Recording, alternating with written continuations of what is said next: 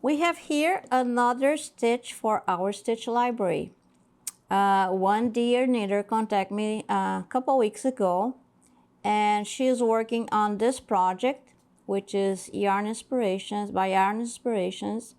And this is a tea cozy that you can see in the picture here.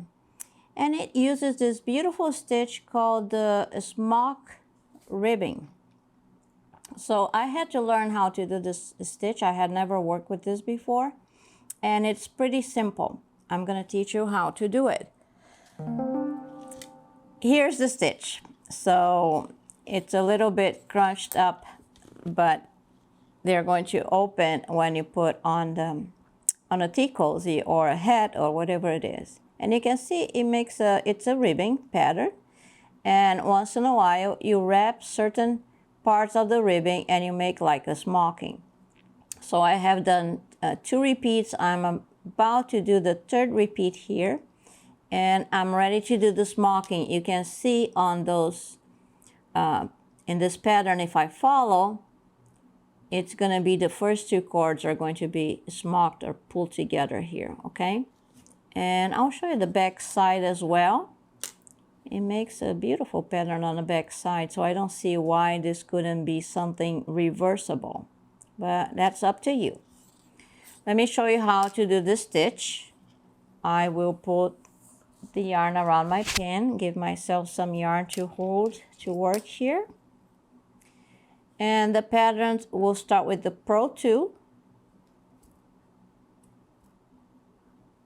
1, 2, and that's where the smocking happens.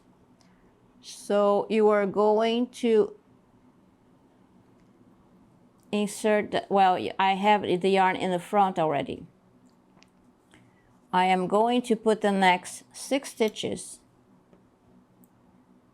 on a spare needle.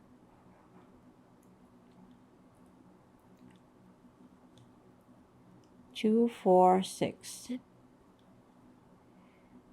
And in the other pattern it says put the yarn in the front, but with the Portuguese style the yarn is always in the front. So now all you have to do is wrap this yarn twice around. And you can work from the spare needle or you can put it back on the left hand needle. And now I'm going to knit 2 stitches. Purl 2 stitches and knit 2 stitches. I'm going to repeat all the way to the end so we can follow this, okay? I picked a spare needle that is the same size of the needle I'm using, so I can knit from that spare needle. And now I purl 2. And again, we're going to repeat the same, so you see it's not very hard. You just have to pay attention so you put that wrapping on the right place. Okay, I have my 6 stitches. I wrap around twice. I try to not do very tight. That's up to you. You can do a tighter smocking. And then you knit this 2 stitches. Purl the 2 stitches and knit 2 stitches and go on, purl 2 more,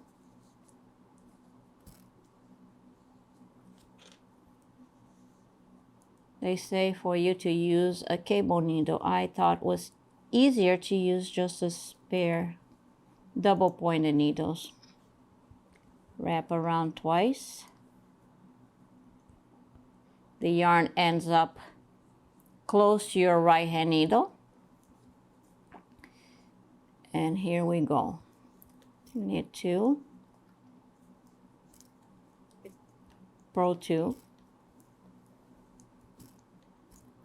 and knit 2. I'm going to do once more, and I think we can stop and see what we have done so far. 1, 2.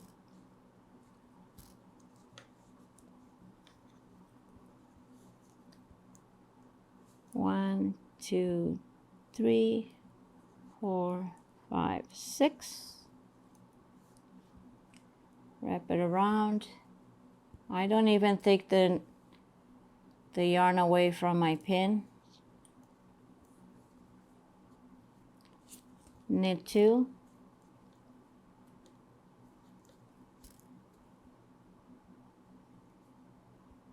Oh, I split the yarn. Knit 2, purl 2,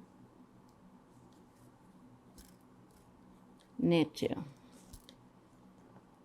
Okay, let's stop here and see what this looks like.